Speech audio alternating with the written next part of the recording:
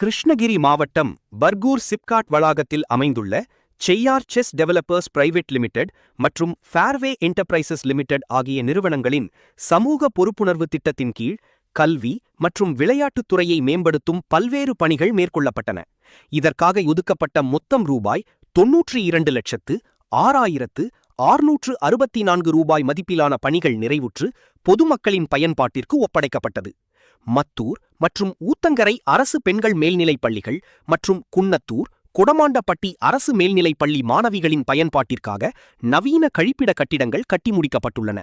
Uthangarai mini விளையாட்டு மைதானத்தில் ஓடுதளம் அமைத்தல் மற்றும் மழைநீர் வடிகால் மறுசீரமைப்பு பணிகள் சிறப்பாக செய்து முடிக்கப்பட்டுள்ளன.